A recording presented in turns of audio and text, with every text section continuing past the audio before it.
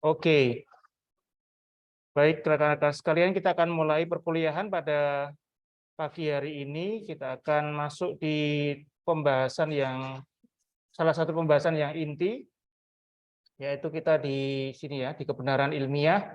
Kita akan belajar tentang khususnya terkait dengan teori dan sifat, kemudian prinsip, verifikasi, dan juga ada falsifikasi. Nanti kita akan diskusikan tentang ini dan juga bagaimana pentingnya variabel penelitian, populasi, dan sampel. Jadi ini sudah bagian inti dari mata kuliah kita, begitu ya. Nah, kalau kalian melihat ini ya, terkait dengan proses kerja daripada ilmiah di komunitas sains, kebanyakan ini memiliki beberapa hal yang perlu kita perhatikan, yaitu yang pertama, bahwa pengetahuan dalam ilmu alam itu tidak berada di luar sana, gitu ya, sehingga pengetahuan itu adalah suatu bentukan atau suatu yang kita buat atau kita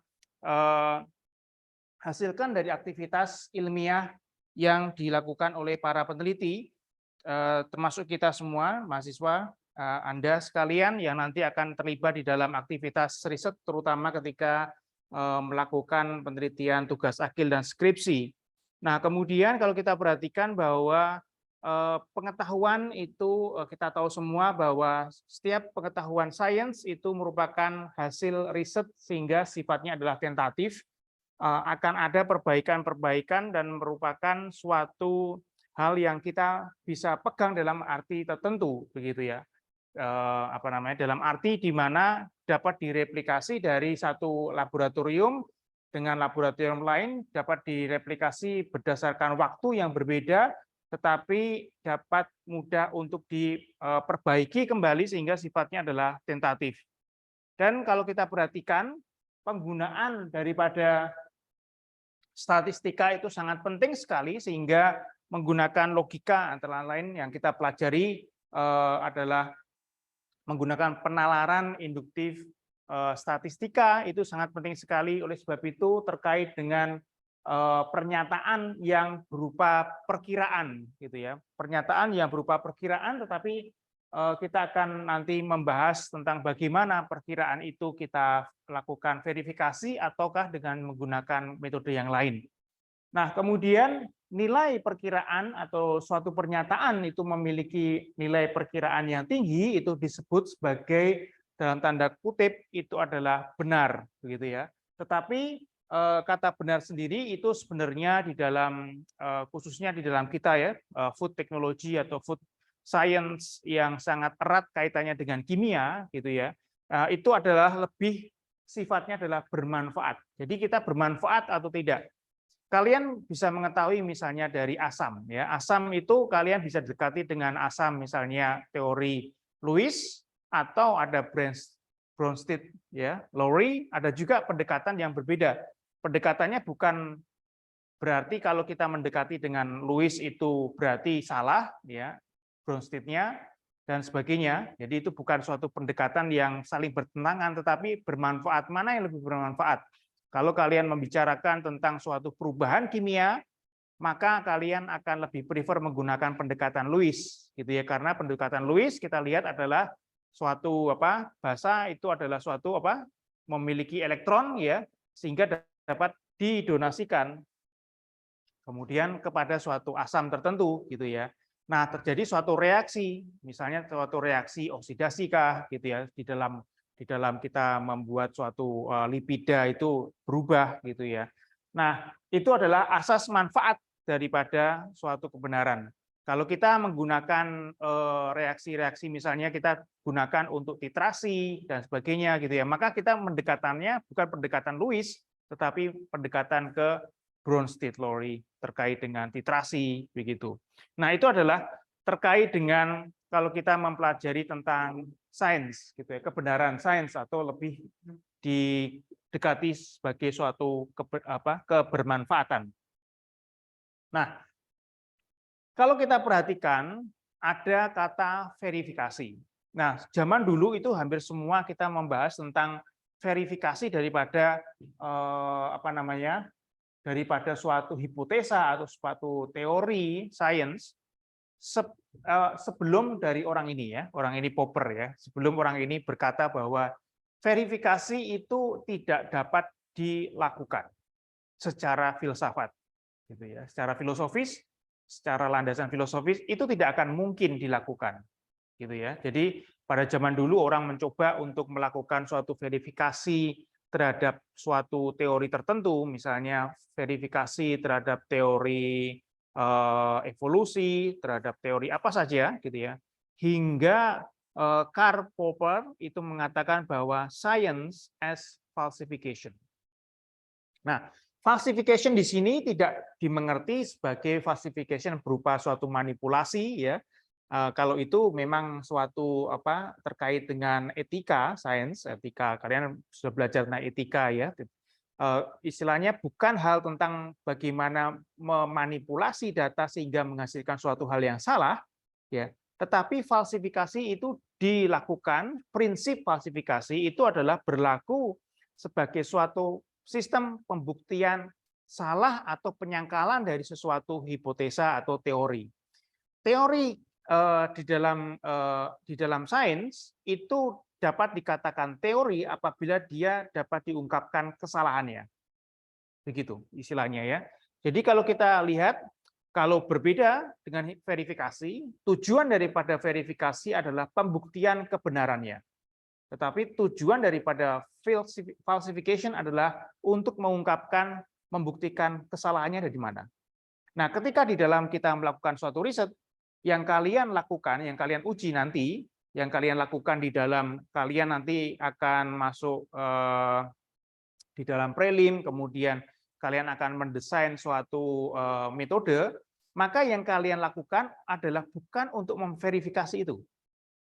Ya, yang kalian lakukan adalah membuktikan kesalahannya sampai sejauh mana.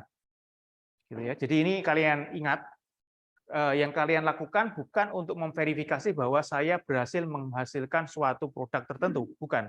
Tetapi sebenarnya yang kalian buktikan adalah seberapa kesalahan yang kalian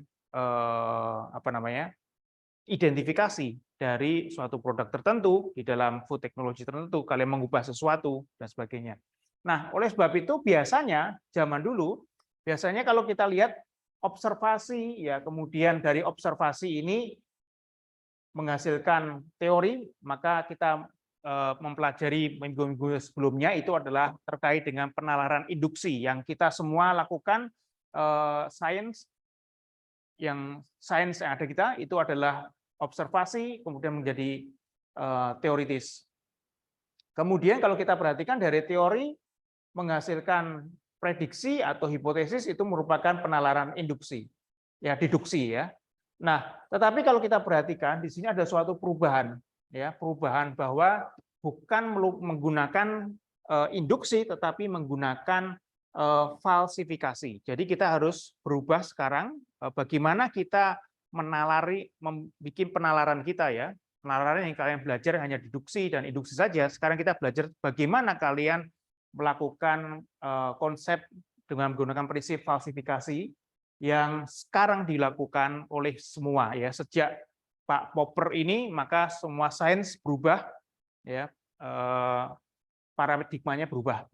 Nah, kalau kita perhatikan di sini, maka proses daripada falsifikasi itu ada pada posisi di sini.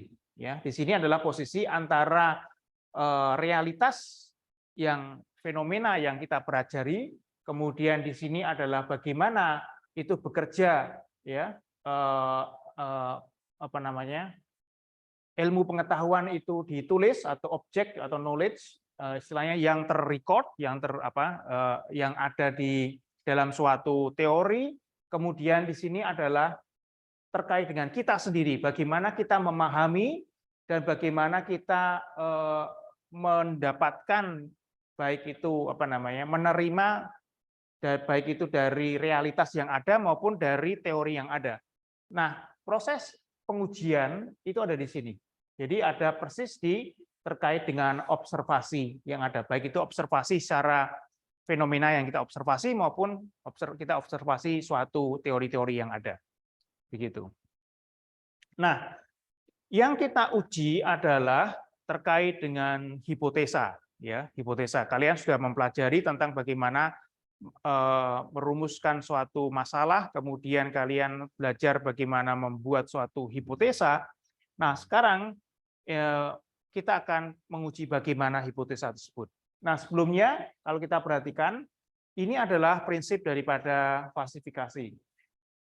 Scientific understanding works by induction, itu sebelumnya, ya. Jadi kita mempelajari bahwa ilmu sains, ya, sains khususnya baik itu sains alam maupun sains sosial sebenarnya, ya, itu berdasarkan induksi dengan cara melihat fenomena yang ada, kemudian setelah itu membuat generalisasikan prinsip-prinsip, kemudian setelah itu akan diuji prinsip tersebut kebenarannya sebagaimana, sehingga mendapatkan suatu statement.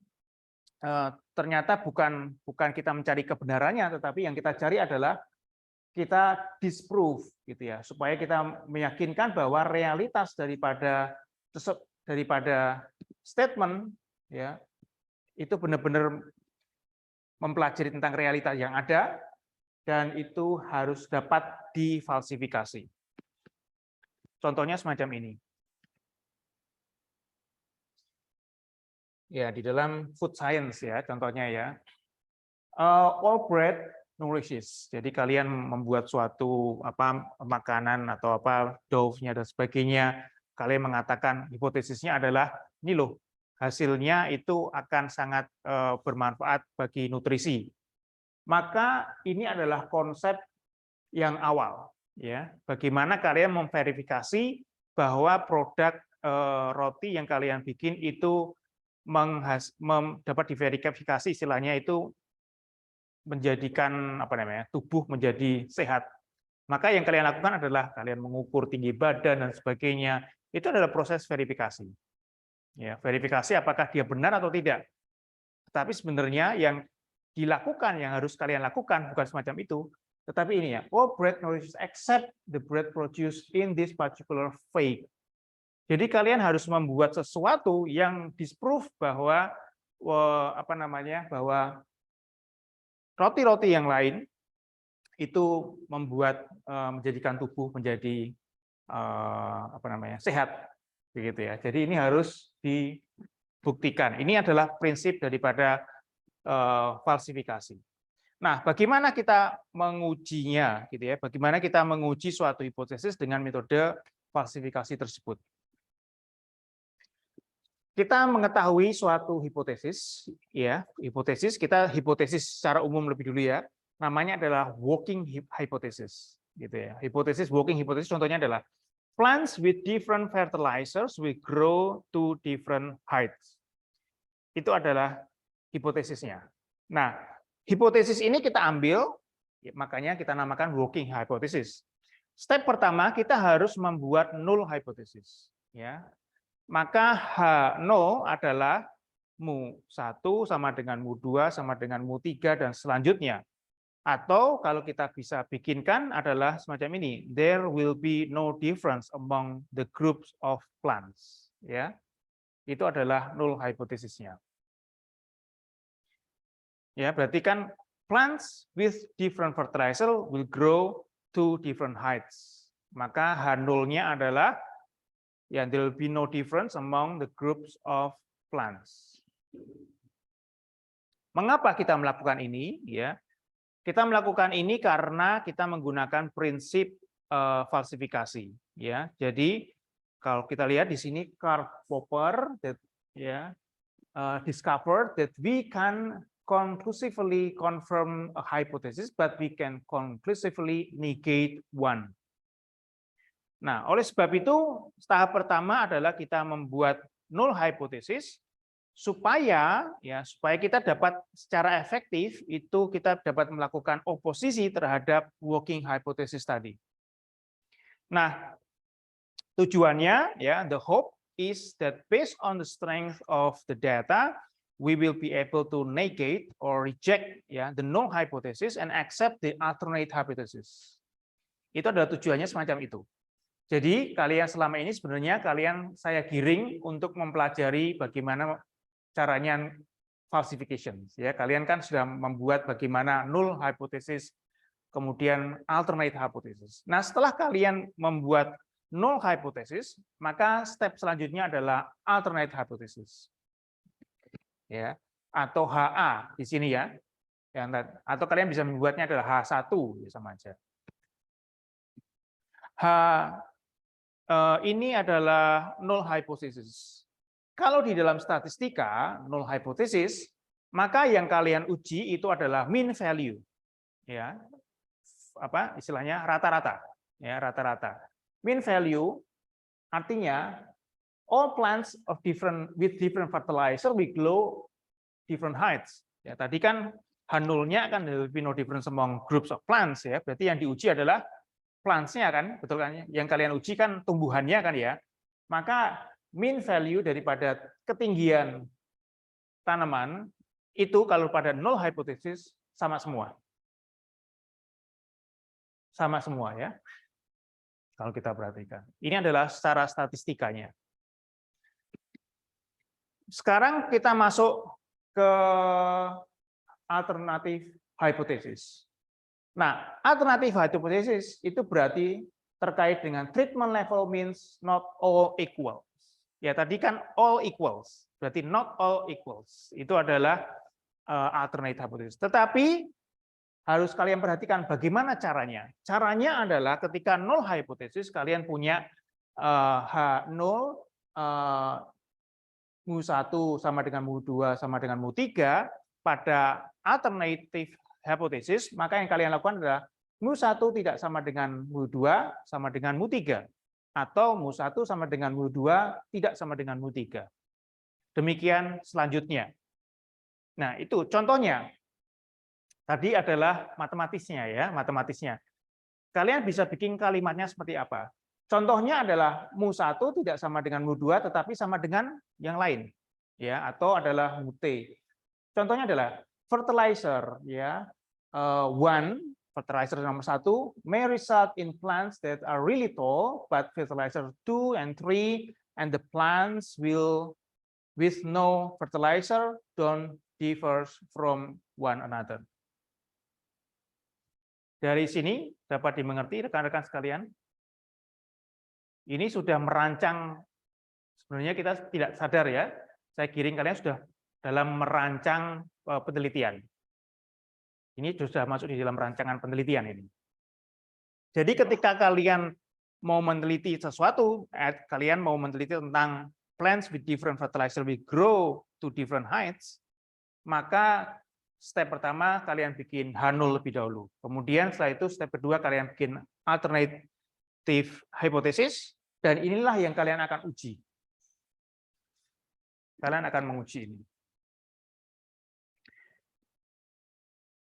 Alternative hypothesis, treatment levels means not all equals, artinya jangan sampai kalian membuat suatu alternatif hypothesis seperti ini. Ini adalah salah ya.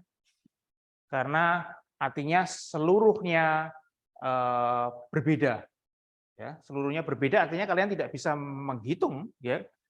Jadi lawan kata daripada semua sama berarti semua beda, artinya kalian lost in control. Jadi kalian tidak akan bisa menguji secara statistika. Jadi kalian harus fixkan sesuatu ya, baru yang lainnya kalian uji. Nah, oleh sebab itu kalau kita perhatikan ya, ada yang fix ya, tetapi ini ada yang berbeda secara statistikanya seperti itu ya. Ada bayangan kira-kira sampai sini? Ya, kalau di statistika itu sangat praktis, kalau di metodologi penelitian sangat abstrak. Jadi kalian harus antara dua dunia. Ini dunia abstraksi kita di sini. Nah, setelah itu yang kalian lakukan adalah kalian set alfa.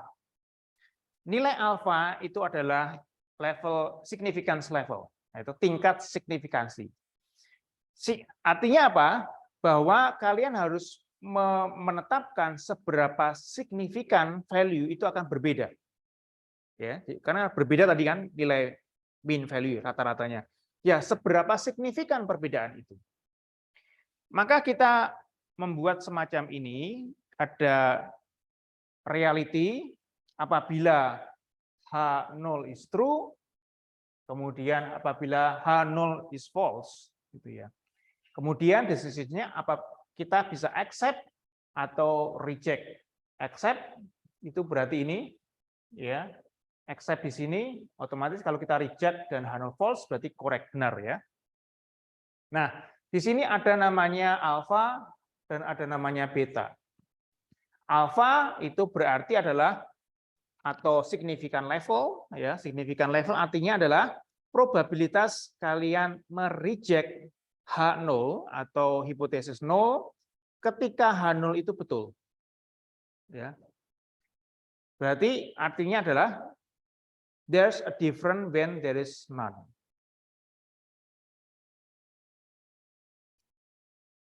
Ya, kalian renungkan lebih dahulu. Sampai di sini mungkin agak bingung.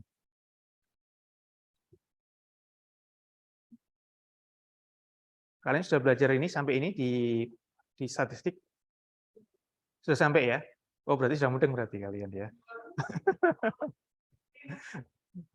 Ya, ini berarti mengulas kembali ya. Yang beta itu berarti adalah probabilitas, ya, probability of failing to reject. Jadi gagal untuk mereject H0 ketika H0 adalah salah, ya. Artinya adalah failing to find an existing differences.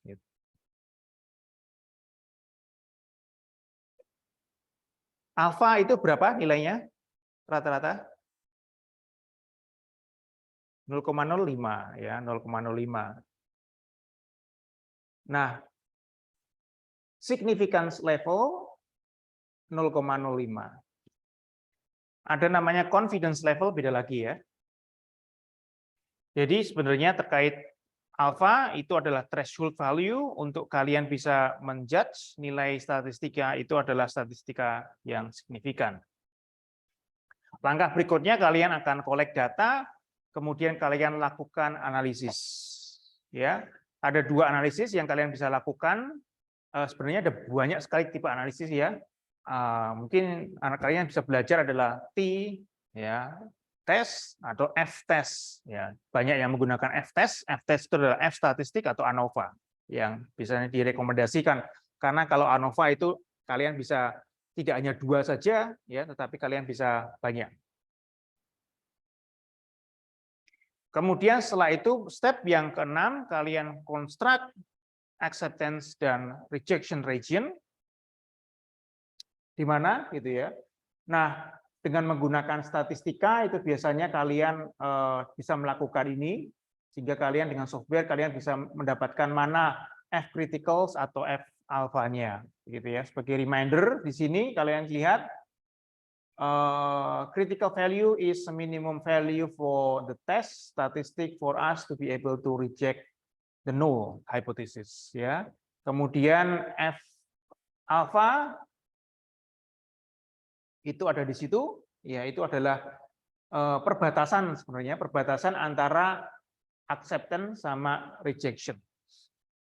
Step berikutnya, maka menggunakan step 5 dan step 6 tadi, kita membuat kesimpulan terkait dengan H0. Ya, jika ya, if the F calculated atau F alpha ya from the data is larger than F alpha, then you are in the rejection region. Berarti ada di sini kan otomatis ya. Apabila kurang dari itu maka lebih di dalam acceptance region. Begitu. Nah, di sana kalian akan mendapatkan p-value.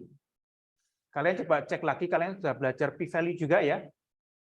Ada enggak p-value? Belum ada. Kalian belajarnya baru apa? Masuk ke sudah sampai sini? Sudah F alpha? Sampai alpha sampai beta sudah? Baru ngitung ya? Baru ngitung ya? Nanti sore, oke, selamat ya. Ya, jadi kemudian kalau kita perhatikan p-value itu sangat penting sekali ya. Jadi P-value itu adalah probability of getting F calculated even greater than what you observe, gitu ya. Jadi nanti kita lihat apa sih sebenarnya P-value itu sangat penting sekali ya. Nah, setelah itu kalian bisa kalian istilahnya kalian perlihatkan ya, kalian bisa memperlihatkan dalam rupa semacam ini. Ya. Contohnya kita selalu ada kontrol, ya, plant height, fertilizer 1, fertilizer 2, fertilizer 3, kemudian di sini ada apa namanya, ada barnya. Ini perhatikan, ini adalah namanya adalah box plot. Ya, box plot. Kalian mungkin nanti akan belajar tentang box plot. Box plot itu sangat bermanfaat sekali karena apa? Kalian bisa mengetahui ininya. Ya, berapakah yang dikatakan sebagai first quartile, ya. First quartile itu adalah 25%-nya itu ada di mana? Ya, kemudian ada namanya median ya, itu nilai tengah ya, itu adalah kuartil 2 ya. Kemudian ada kuartil 3 ya, kemudian di situ mendapatkan ada batas maksimum dan batas minimum ya. Kalian mendapatkan batas maksimum dan batas minimum. Nah, biasanya yang diharapkan nilainya ada di sini. Ini adalah nilai di median itu dikatakan sebagai nilai dalam tanda kurung ya, kebenaran ya, dari situ.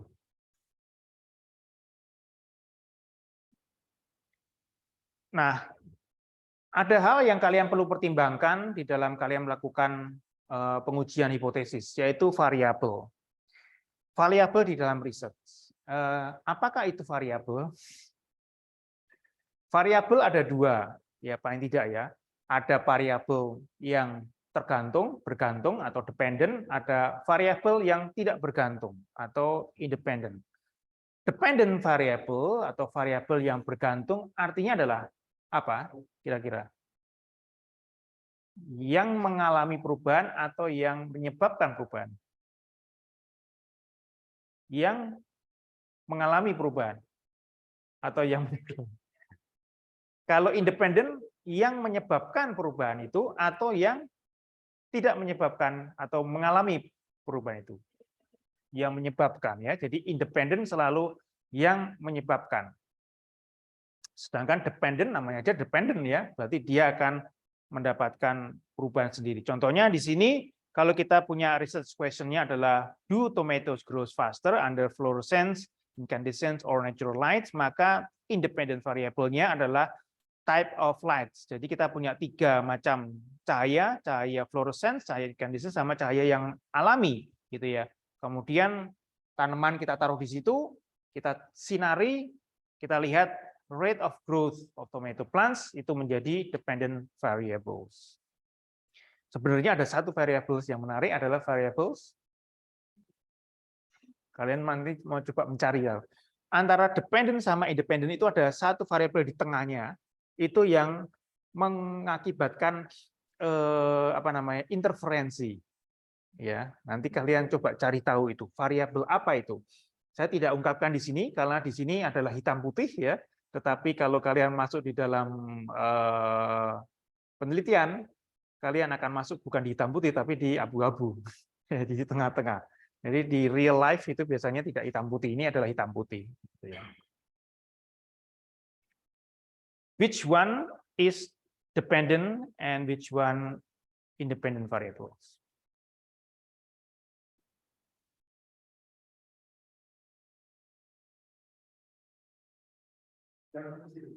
Yang kecil, semuanya kecil semua.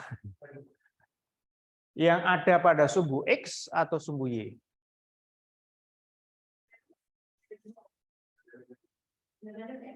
Independent X, dependent adalah Y. Nah, itu adalah konsep bagaimana kalian membuat suatu plot. Ya, jadi kalau membuat plot, buatlah semacam itu.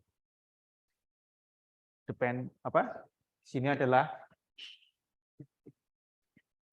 yang kita uji itu adalah selalu di Y, sumbu Y, gitu ya. Dependent ada di Y dan independent ada di situ. Ya, X independent variables, Y dependent variables. Jadi kita lihat di sini, berarti ini adalah grafik apa ini? Dapat kita ungkapkan sebagai suatu apa? Belum selesai itu. Pertumbuhan bakteria, pengaruh suhu terhadap, ya betul ya, gitu ya. Jadi ini adalah terkait dengan pengaruh suhu, selalu gitu ya.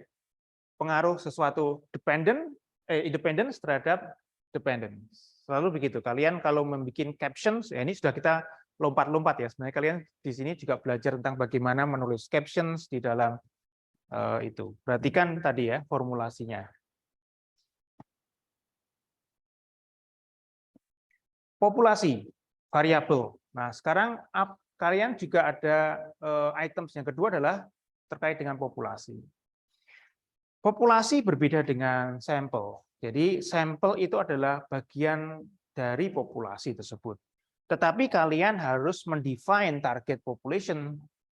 Apalagi ketika kalian nanti mendesain suatu desain sensori, kebanyakan sensori kalau di sini kan. Nah, targetnya seperti apa? Maka kalian harus menselect sampel, kemudian memilih teknik bagaimana kalian melakukan sampling, mendeterminasi ukuran atau jumlah berapa banyak sampel yang kalian butuhkan, mengkolek data, kemudian akhirnya mengakses, menguji.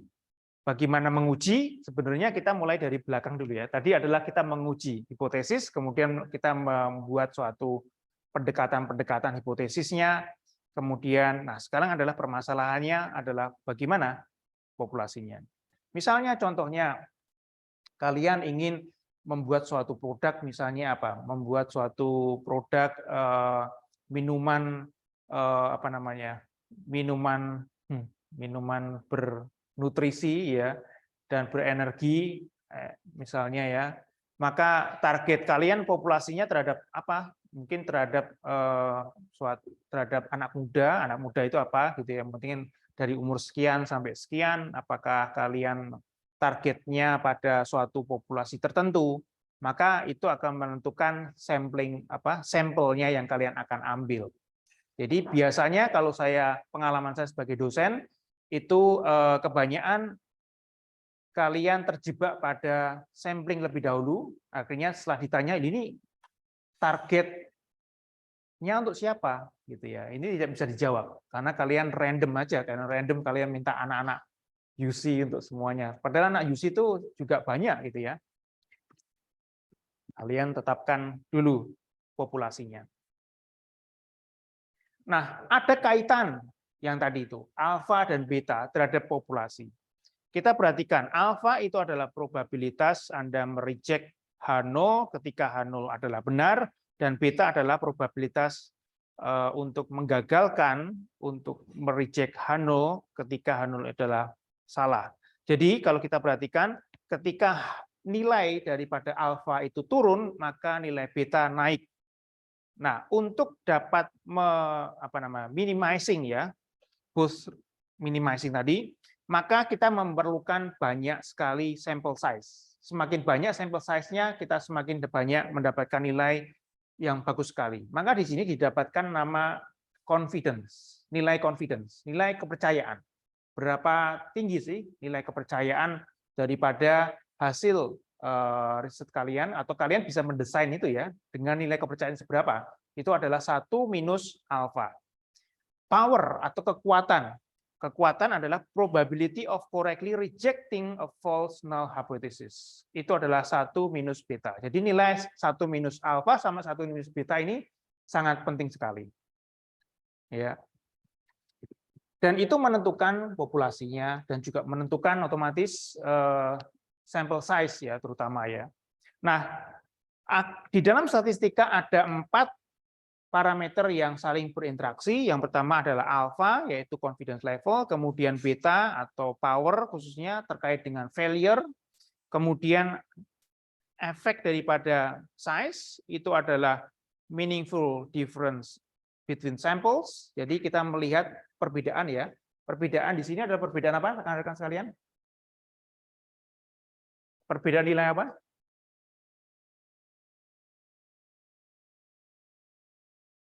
Nilai? Hah? Nilai apa? Nilai rata-rata, mean value, ya. Jadi selalu perbedaan selalu adalah mean value. Ya. Atau perbedaan nilai. Jadi kalian punya nilai-nilai, kalian bikinkan mean value-nya berapa, kemudian kalian uji dengan grup lain kan, itu bisa saja. Kemudian ada standar deviasi, kemudian yang keempat itu adalah sample size. Sample size. Ya, the more power is required to find smaller differences with the same level of confidence. Jadi istilahnya kalau nilai powernya itu tinggi, gitu ya, akan kita bisa melihat seberapa kecil perubahannya, ya perubahan-perubahan itu tadi. Contohnya,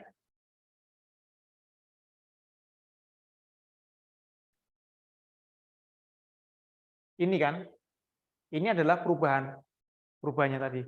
Kan kita mau membandingkan ini ya, F1, F2, F3. Maka yang kita bandingkan adalah tadi, semacam gitu.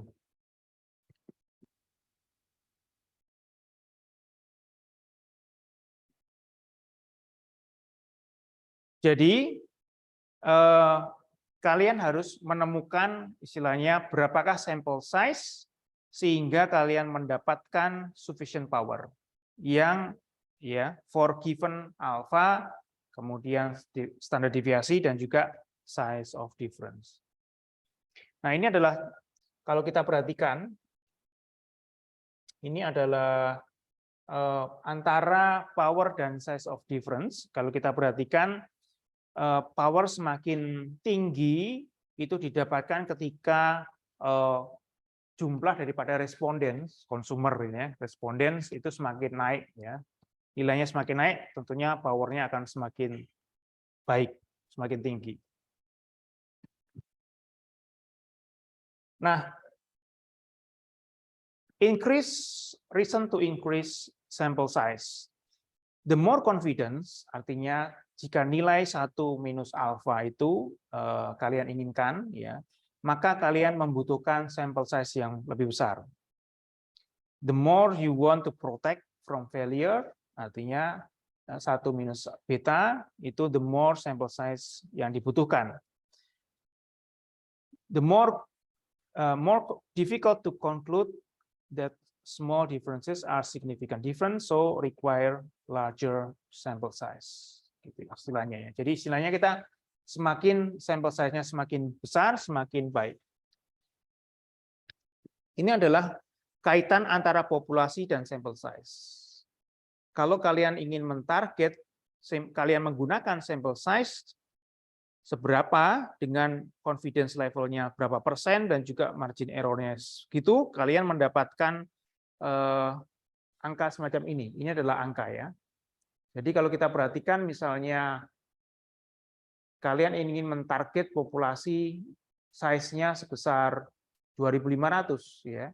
Kalian ingin margin error-nya kecil ya, 1% misalnya dengan confidence levelnya 95%, itu kalian butuh sekian sampel, sekian orang ya, sekian responden.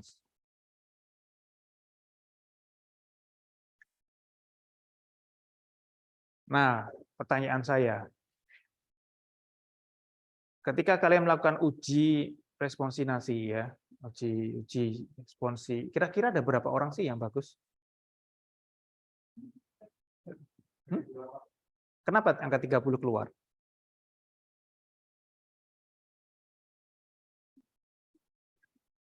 Kalian kan bilangnya tanya sama siapa, Bu siapa, Bu ini, Pak ini gitu ya. Kira-kira butuh berapa sih responden Pak gitu? Bu, 30. Nah, angka 30 itu dari mana gitu? Kalian harus pertanyakan,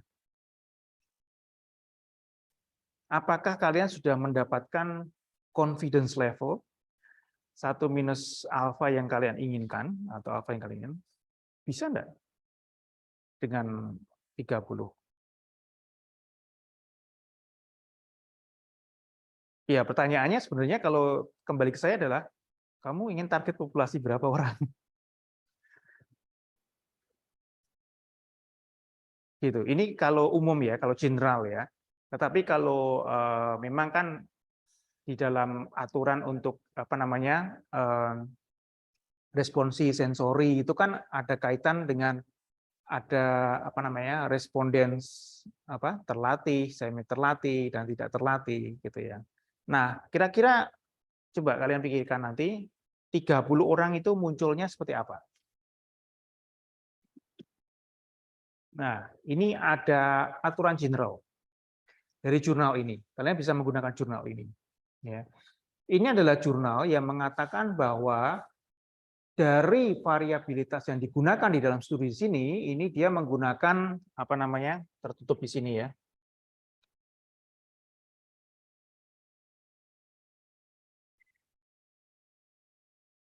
Ya, dia melakukan suatu simulasi terhadap data respondents. Ini adalah respondents terkait dengan sensori pangan ya.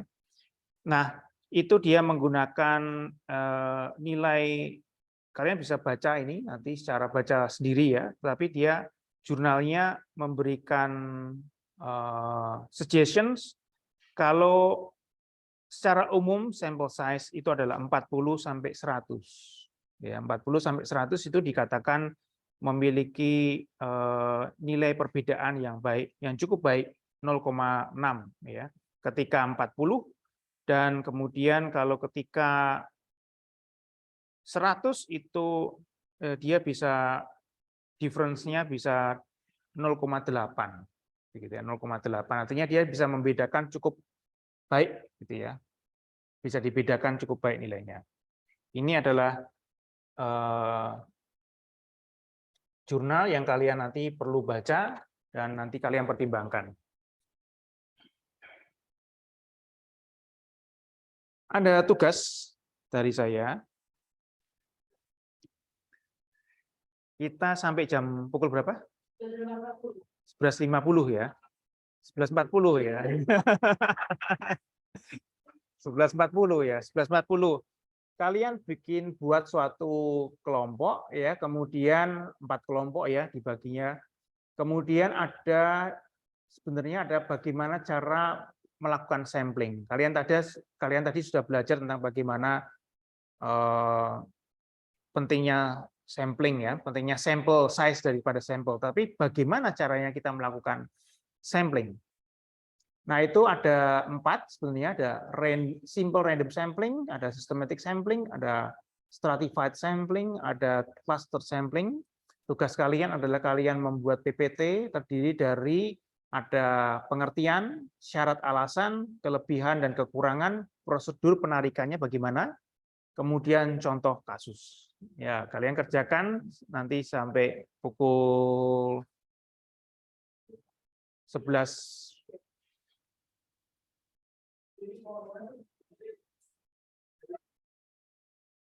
Satu-satu, pilih satu-satu. Kalian harus janjian antar kalian, siapa yang ngambil ini, siapa yang ngambil itu, dan sebagainya. Iya, kalian pilih. Terserah. Kalian pilih, kalian bikin judul ya, judulnya apa? Ya, judulnya adalah ini, kemudian nama kalian ya, kemudian paling tidak ada beberapa slide ya. Itu tadi. Iya, boleh. Yang terakhir siapa? Ada 4 tadi. Simple random sampling siapa tadi? Sudah diambil?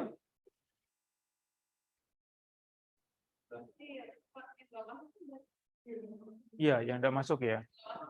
Yang tidak masuk dari 5 nanti dikasih sendiri.